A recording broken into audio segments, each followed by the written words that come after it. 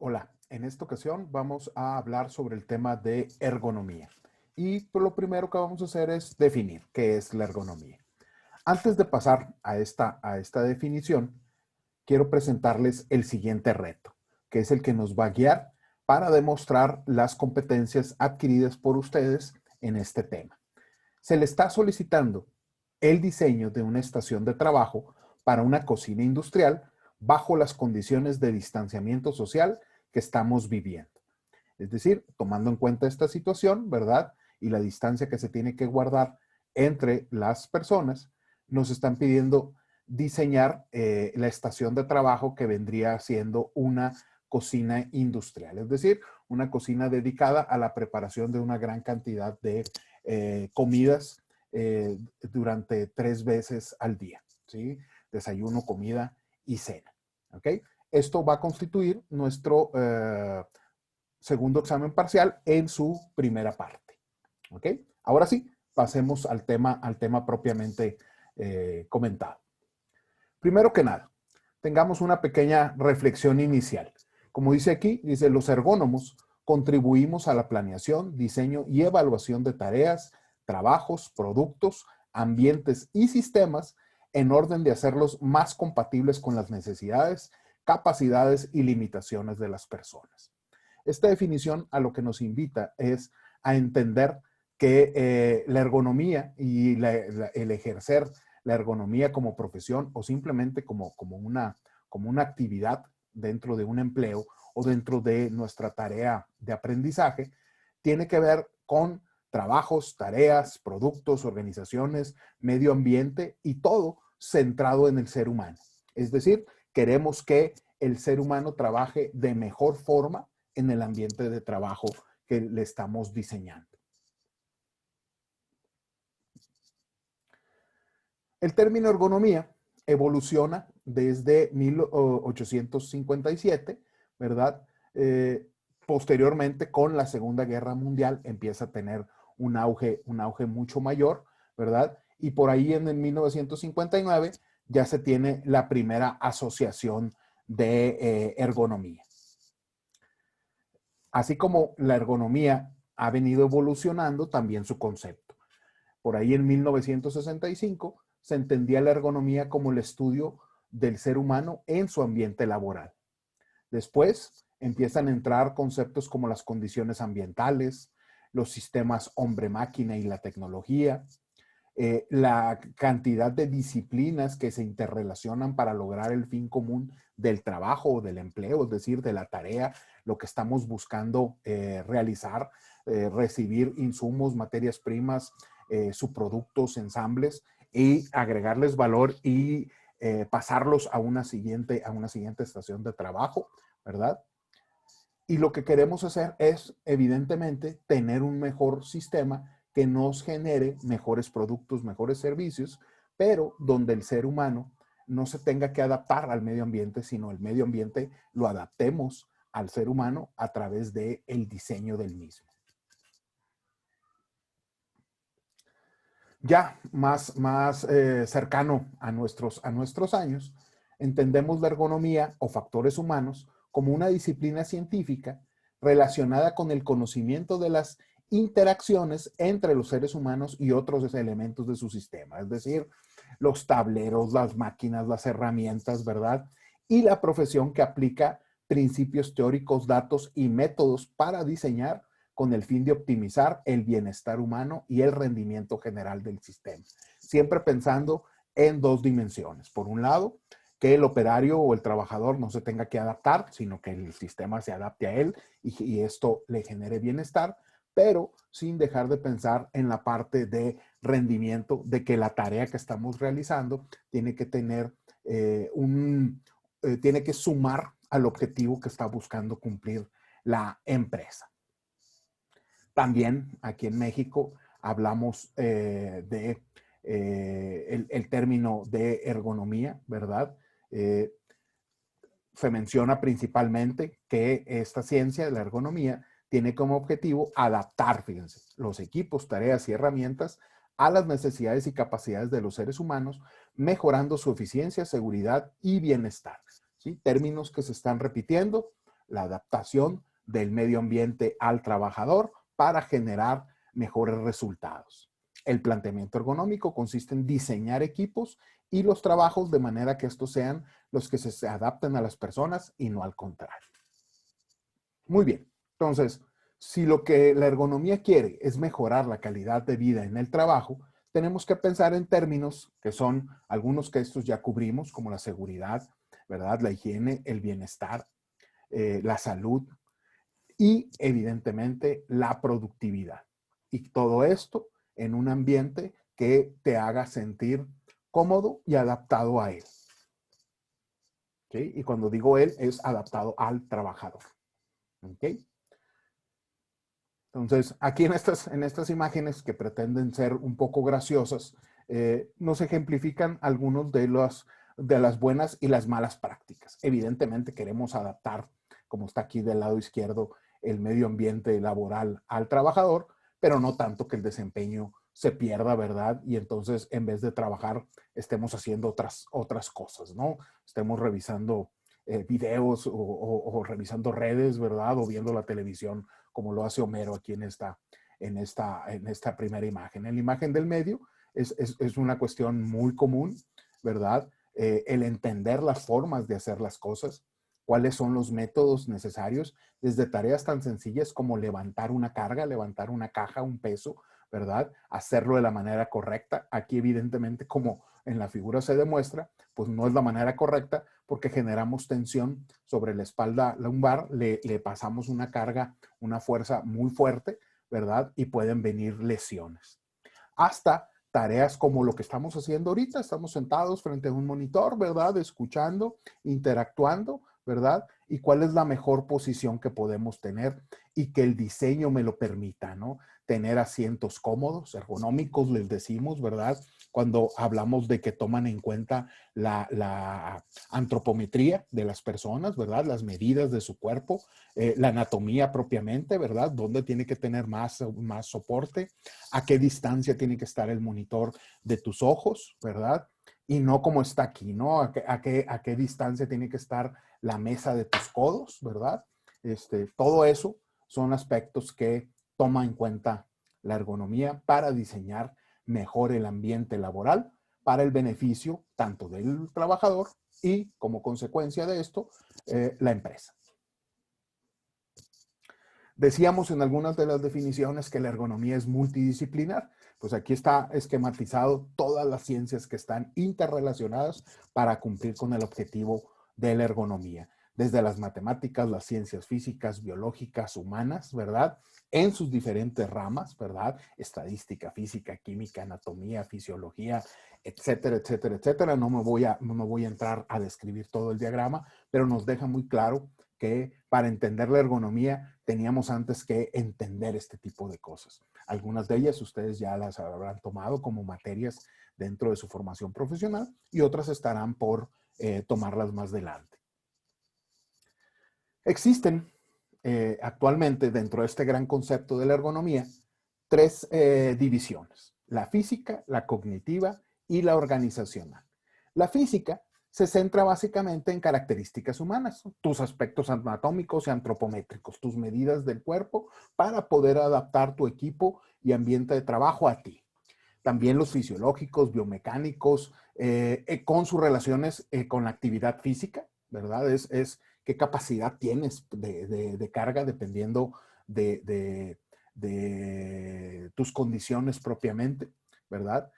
También los temas relacionados comprenden posturas, manipulación de objetos, movimientos repetitivos, trastornos musculoesqueléticos, lesiones que se puedan ocasionar por el trabajo que estás realizando, ¿verdad? Así como las disposiciones de los puestos de trabajo, la seguridad y la salud.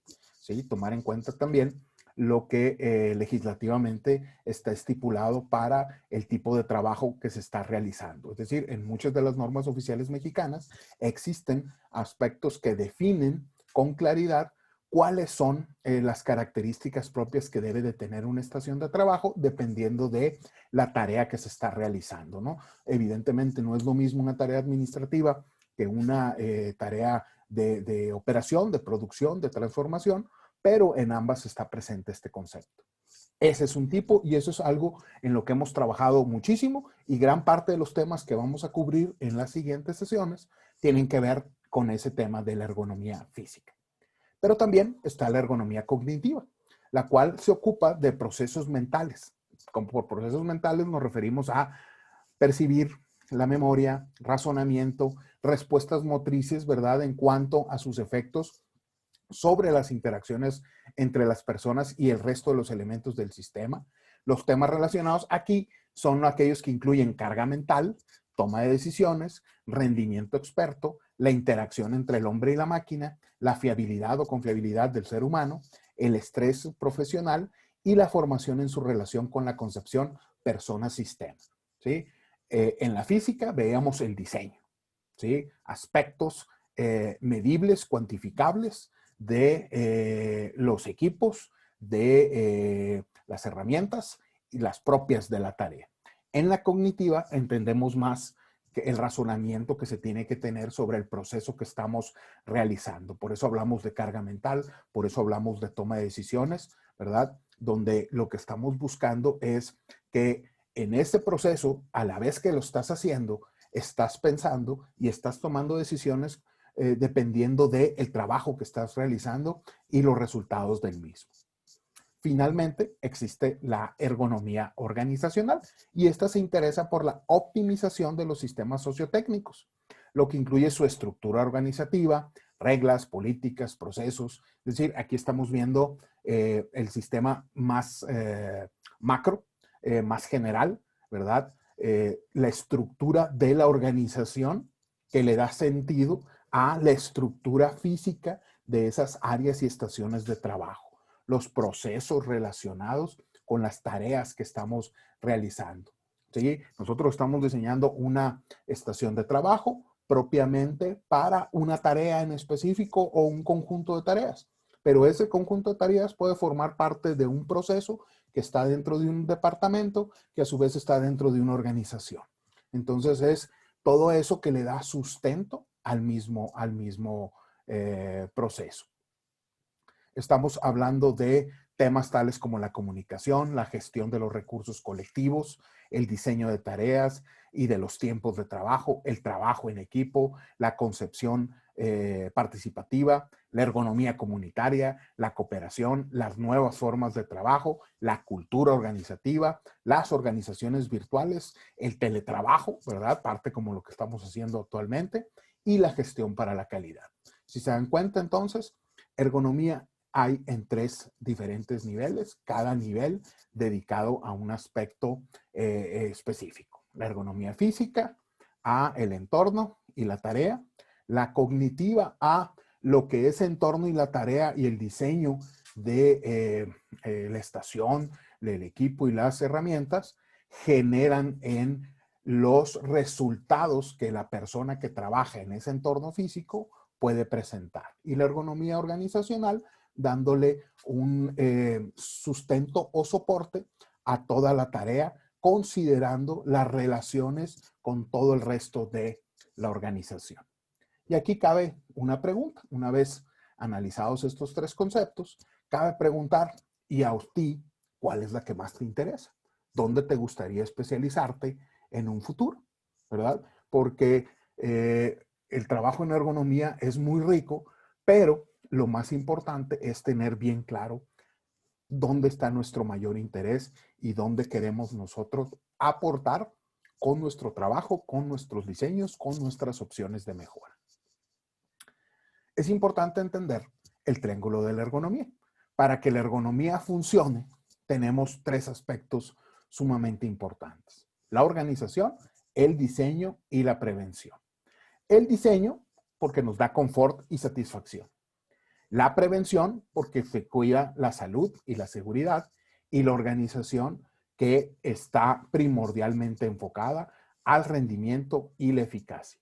Si alguno de estos 3 esquinas del triángulo no está funcionando, entonces la ergonomía no va a tener los resultados que se esperan. Tiene que haber un equilibrio entre estos 3 elementos.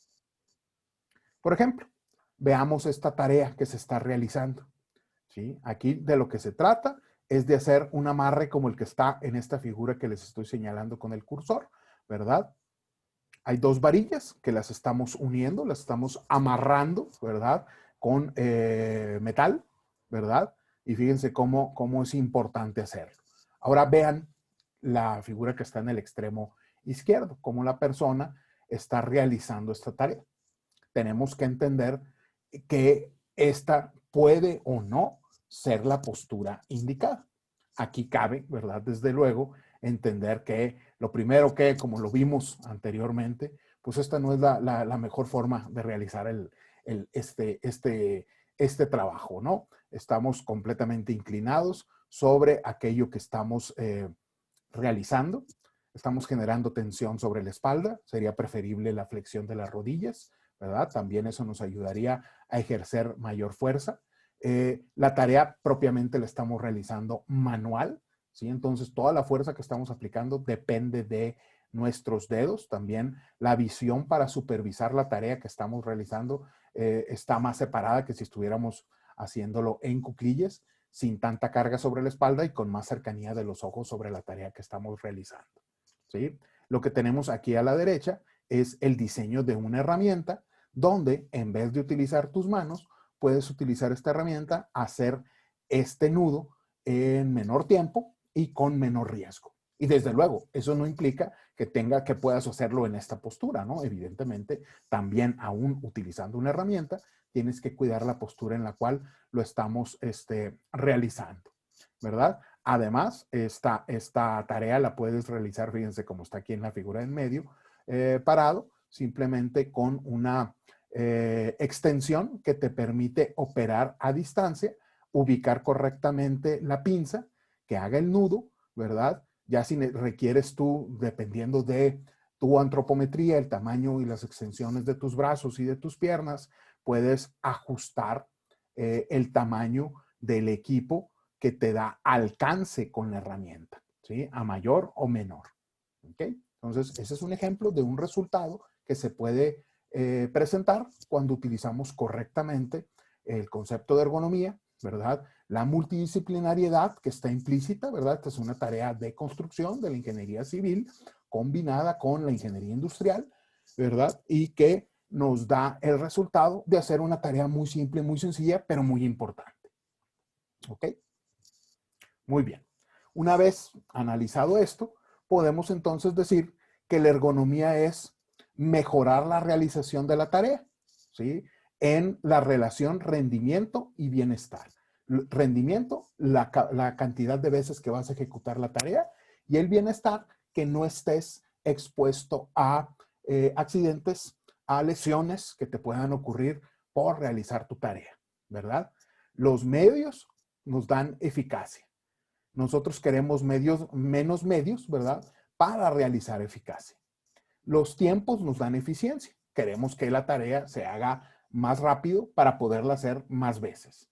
Los errores trabajan en la fiabilidad. Todos estos conceptos que estoy considerando ya los habíamos visto en las definiciones previas de ergonomía y por eso es importante que los repasemos ahorita, ¿sí? Menos errores, ¿verdad? Nos dan más fiabilidad, perdón, ¿sí? Los accidentes están relacionados con la seguridad y lo que nosotros queremos es que sea más seguro nuestro proceso. Las enfermedades tienen que ver con la salud. Queremos a un empleado, un trabajador y un ambiente más sano. Los esfuerzos nos dan confort y lo que queremos es menos fatiga, ¿verdad? Para que el rendimiento de nuestro trabajador pues sea lo más cercano al óptimo, ¿sí? Pues muy bien. Vamos a continuar entonces con esta exposición. Y bien, cubriendo esto, podemos hablar de que ahora estamos hablando de una nueva ergonomía. Cuando hablamos de que la ergonomía es multidisciplinaria, eso también implica que todo el desarrollo tecnológico que se da día a día impacta en lo que es la ergonomía. Y por eso ahora estamos hablando de entornos virtuales, ¿verdad? Capacitar al operador con el uso de tecnología como la realidad virtual, que te permite una experiencia cercana a la realidad. En eso se trabaja muchísimo, pero cuidando tu integridad física durante tu capacitación. es muy cierto que vas a tener riesgo cuando tú estés trabajando en tu ambiente real, pero es muy importante que durante tu etapa de capacitación, pues no estés expuesto a las consecuencias de los riesgos. ¿A qué me refiero con eso? A que el ambiente virtual esté diseñado de manera de que sí existan esos riesgos, de que puedas sufrir los accidentes, pero no las consecuencias de esos accidentes, ¿verdad? Para que estés capacitado completamente. También están las simulaciones, el cuidado de la salud, con respecto a otros niveles de ergonomía, el diseño y la gestión organizacional, mejores y más eficientes sistemas informáticos, entender el desarrollo sostenible y sustentable dentro de las tareas específicamente, diseño afectivo que tenga que ver con cuestiones más, no solamente cognitivas, sino también del sentimiento del trabajador, de la tarea, entender el envejecimiento de las personas y no simplemente desecharlas, por decirlo de alguna forma, sino diseñar equipo y herramientas y ambientes de trabajo que aún con una edad avanzada, ¿verdad? Para la tarea, ¿sí? Por ejemplo, en el deporte estamos muy acostumbrados a ver esta parte. No estamos hablando de futbolistas de los 60 años, ¿verdad? Pero cuando hablamos de la industria, a lo mejor sí queremos trabajadores que a esa edad puedan seguir realizando su tarea de manera segura, ¿verdad? También cosas como los trastornos musculoesqueléticos, los procesos de control, medios de transporte que hagan más eficientes las tareas, dentro de todos estos conceptos que se están relacionando con la ergonomía para hacer una mejor tarea, un mejor diseño de equipo, de herramientas y de ambientes de trabajo. Y en el futuro habrá muchas más disciplinas que también estén trabajando en paralelo y junto con la ergonomía. Y ahora cabe una tercera reflexión, ¿verdad? Y de estas últimas, ¿cuál te interesa? Si yo tengo que contestar esa pregunta, yo personalmente les diría, yo estoy interesadísimo en los ambientes de trabajo. Nosotros tenemos en el TEC ya muchos años trabajando en ambientes virtuales, en el desarrollo de ambientes virtuales, y yo y mi equipo de trabajo estamos haciendo análisis reales de el uso de ambientes virtuales para capacitar operarios y que esa capacitación nos genere un impacto en la productividad de ese operario. Y estamos encontrando, ya a manera de investigación, ahorros del grado del 20% en la realización de una tarea. Esto quiere decir que lo que eras capaz de hacer en una cantidad de tiempo, ahora la puedes hacer en 80% de ese tiempo gracias a tu capacitación en un ambiente virtual. Y eso es muy importante porque cuando hablamos de un ahorro del 20%, ya a nivel, por ejemplo, del ramo automotriz, estamos hablando de muchos millones de dólares que se pueden ahorrar en la capacitación de nuestros operarios. Bien, aquí cabe la pregunta de qué es lo que estamos viendo en esta imagen, ¿verdad? ¿Qué es lo que nos llama la atención de esta imagen, más allá de conocer quiénes son las personas, ¿verdad?, que están aquí reflejadas? Lo primero que nos salta es la diferencia, ¿verdad?, de tamaños, ¿verdad?, de las condiciones propias del ser humano. Y eso nos lleva a una reflexión.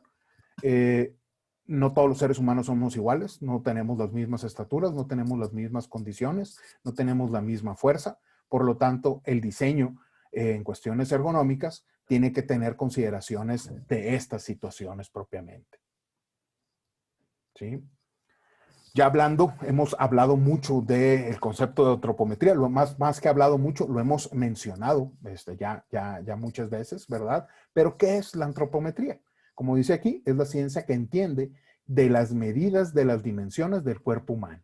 Se considera que los datos antropométricos para una población siguen una distribución normal, es decir, así es como estaríamos distribuidos todos dependiendo de el tamaño que estemos analizando, ¿sí? El tamaño del antebrazo, del brazo, de las piernas, del torso, etcétera, etcétera, etcétera. A eso nos referimos por medidas antropométricas, ¿sí? Se acostumbra a especificar los datos antropométricos en términos de números estadísticos llamados percentiles. Los percentiles indican la cantidad de la población que tiene las dimensiones del cuerpo hasta cierto tamaño.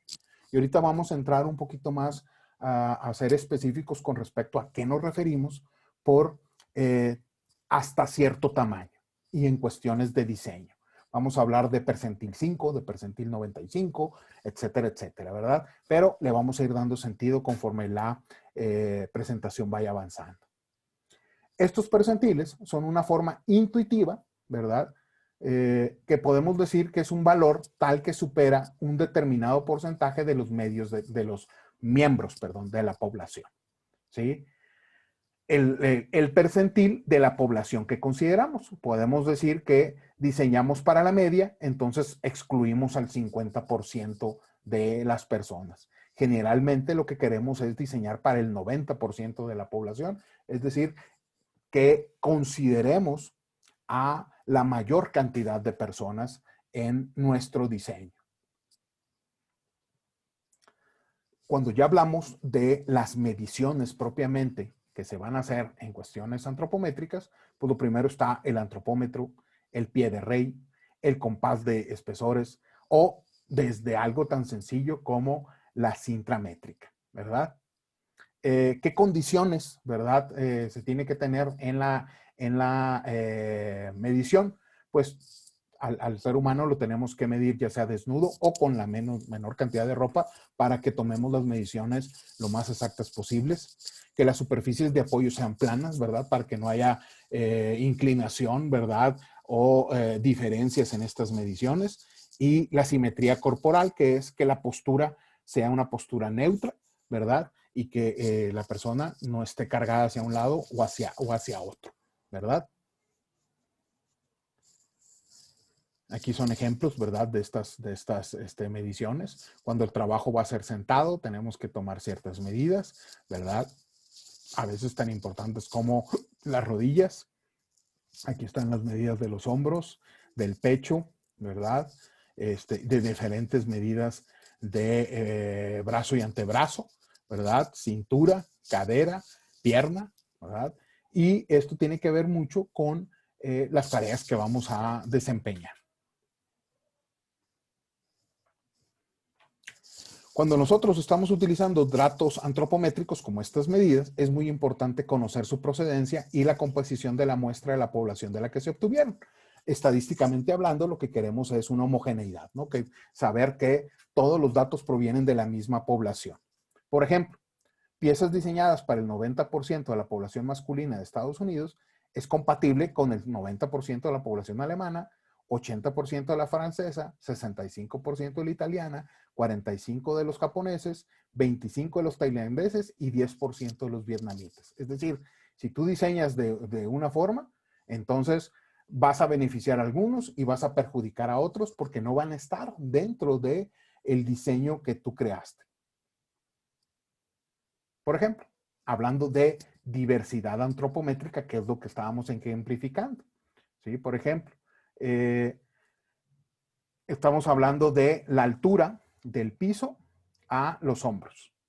El promedio en Norteamérica para la mujer es de 124.5 centímetros y de 157 centímetros para el hombre.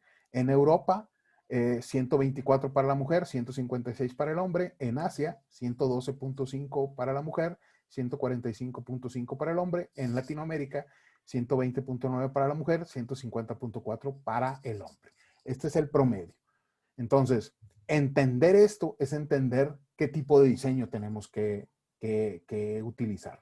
Si tú diseñas para el promedio de Norteamérica, entonces vas a excluir a Asia y a Latinoamérica. A Europa lo vas a considerar porque las diferencias son muy pequeñitas, ¿verdad? Pero en Asia y en Latinoamérica, sobre todo en Asia, las diferencias son bastante mayores. Mientras que Norteamérica y Europa son del rango de 1 centímetro, ya cuando hablamos de Asia y Latinoamérica, pues van del rango de 10 o más centímetros. Hablando de medidas que son importantes cuando estamos diseñando una estación de trabajo para alguien que va a trabajar de pie, pues es importante la estatura, ¿verdad? Lo que está en el número 1, La altura de los ojos en el número 2, ¿verdad? Para aquello que tenemos que ver, ya sea en nuestra tarea o en algún control que tenemos que analizar. La altura de los hombros en el número 3. La altura del codo, ¿verdad? Donde hacemos soporte o fuerza, ¿verdad? Y ahí tenemos algunos datos.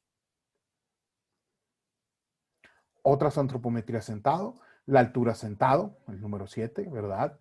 De nuestra posición, ¿sí? De las asentaderas a la cabeza, ¿sí? La altura de los ojos, de los hombros, del codo, del muslo, espesor del abdomen para saber cuál es gente como yo, que estamos bastante gordos, pues tenemos que tener muchas consideraciones con respecto a la distancia a la que estamos, por ejemplo, aquí ahorita de la mesa, ¿verdad? De pronto la panza es tan grande que hace que estés muy retirado de la computadora, o ahí andas buscando regular de otra forma. Así como algunas otras, la altura popitlea, ¿verdad? Que si vemos es el número 13, que es del piso a tu muslo cuando estás sentado, ¿verdad? Así como algunas otras, como el tamaño del asiento, la 12, ¿verdad? Para eso es importante el tamaño, el espesor del abdomen, el alcance del puño, ¿verdad? En la 18, ¿sí? Etcétera, etcétera. Estuvimos hablando sobre las diferencias que hay entre las medidas antropométricas dependiendo de la región de la que provienes, y ahí es importante hablar sobre los diferentes diseños. Podemos diseñar para el promedio, podemos diseñar para los extremos o podemos hacer un diseño para intervalos ajustables, que es una condición que se hace cada vez más común, ¿no? Por ejemplo, ¿a qué nos hablamos diseño para intervalos ajustables? Para que dependiendo de la tarea tú puedas, por ejemplo, algo muy simple, ¿no? Tu silla, hacerla más arriba, más abajo, ¿verdad? En la altura de los soportes, ¿verdad? Para tus brazos, la inclinación de la silla, ¿sí? Eso es un detalle. El diseño para el promedio fue muy común, ¿verdad? Desde los años 50 hasta finales del siglo XX. Era muy común ver esto, pero de pronto las personas más pequeñas o más altas, ¿verdad? Sufrían con el diseño promedio. Y en los diseños para los extremos, pues estamos diseñando para los altos, para los pequeños, y dejamos al grueso de la población en medio. Esto tiene que ver mucho con las tareas. Hay veces que te beneficia hacer diseño para el promedio, hay veces que te beneficia hacer diseño para los extremos por el tipo de tus trabajadores, ¿verdad? Si todos tus trabajadores, toda la población para la que tú estás trabajando es pequeñita o es alta, pues entonces diseña para los extremos. ¿Sí? Si todos están alrededor del promedio, entonces hazlo así. Si tienes una gran variedad, ¿verdad? Entonces haz que tu equipo sea ajustable o adquiere equipo que sea ajustable. ¿Sí? Cuando hablamos para el diseño para el promedio, ¿sí? Posiblemente terminen sin ajustar adecuadamente a nadie, pues la del promedio es muy poco eficiente para caracterizar los casos existentes, ¿sí? Y aquí están representados, ¿no? Aquí es el tipo de población. Tienes un 95% de personas altas, un 5% de personas pequeñas, y no le atinas con el diseño al promedio, ¿sí? Aquí tienes otro tipo de distribución donde tienes más pequeños, y aquí tienes una distribución más variable. Cuando diseñamos para los extremos, quizás una importante proporción de la población quede insatisfecha, ¿verdad? Por exceso o por defecto. Entonces depende por eso, como lo comenté anteriormente, depende mucho de el tipo de empleados que tienes. Lo mismo para diseño de los extremos, ¿verdad? ¿Cuántas veces no nos ha tocado una situación como la que está ejemplificada aquí, ¿no? O sea, una persona alta que tiene que agacharse para pasar, por ejemplo, por una puerta, ¿sí? Cosas por el estilo, o personas pequeñas que no alcanzan este tipo de tareas, ¿no? Que tienen que tomar una cosa de algún estante y no está a la distancia que lo requieren. Y aquí les diría yo para quién convenía hacer este diseño, ¿sí? Para los pequeños, para los altos ¿verdad? Evidentemente nos damos cuenta que a la persona pues le faltaron unos cuantos centímetros, ¿verdad? Para alcanzar este. Entonces, si hubiéramos diseñado para él, hubiéramos, para que por lo menos él pudiera alcanzarlo, todos los demás hubieran podido entrar en ese diseño. Aquí están algunas consideraciones importantes sobre tareas y medidas, ¿verdad? Cómo hacer los cálculos propiamente. Estas son tablas, son ejemplos. No voy a entrar a la explicación directa de los mismos porque su funcionalidad es de acuerdo al uso que le vamos a dar, de acuerdo a la tarea que estamos diseñando. Cuando hablamos de diseño para intervalos ajustables, ¿verdad? Siempre que sea técnica económicamente viable es preferible. Sobre todo la parte económicamente viable, porque siempre un equipo que es ajustable, pues va a tener un mayor costo. ¿Sí? Satisface con más probabilidad los requerimientos de una población mixta y heterogénea, ¿verdad? Porque nos permite ajustar el equipo, los muebles, las herramientas a nuestros trabajadores. Y aquí esto es un diseño, perdón, un proceso que podemos seguir para el diseño antropométrico, ¿no? Entonces, es simplemente seguir este proceso, empezando por la cantidad de personas.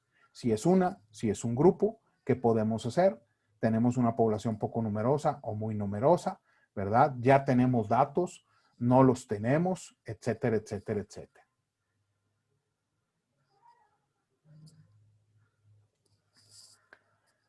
Cuando tenemos datos, aquí hay 7 pasos, ¿verdad? Para su uso. Lo primero es identificar las dimensiones importantes. Por ejemplo, la anchura de la cadera para un asiento, es simplemente un ejemplo. Identificar la población de usuarios, los principios a utilizar, la selección del rango de acomodación, ¿sí? Hasta dónde va a llegar tu diseño. Va a cumplir hasta el 90%, hasta el 95%. Buscar los datos relevantes, por ejemplo, tablas antropométricas mexicanas para la tarea que estás realizando, hacer modificaciones y evidentemente ensayos críticos de dimensiones, como una maqueta, como un modelo virtual, donde tú puedas representar tu diseño de una manera visual para que todos la puedan entender e inclusive aportar ideas para la mejora. Dentro de las exigencias del puesto de trabajo están algunas que son visuales, distancias de alcance, posturas de trabajo, alojamiento del cuerpo y confort, ¿verdad? Tienes que considerar diseño para interacción visual, para la distancia máxima de alcance, la postura en la que vas a estar trabajando, tu cuerpo en general, ¿verdad? En relación con el trabajo con otros operarios y finalmente el confort. Podemos hablar de una antropometría estructural o estática, ¿verdad? Que considera las dimensiones del ser humano en reposo, o una funcional o dinámica que está compuesta del ser humano en movimiento. Es diferente las dimensiones de un cuerpo en movimiento a un cuerpo estático. Trabajadores que se tienen que desplazar, a eso estamos hablando de una funcional o dinámica, y trabajadores que están fijos en una estación de trabajo, pues ahí estamos hablando de una antropometría estructural o estática. ¿Sí? Ahí están ejemplos de dinámica donde hay movimiento constante, ¿verdad?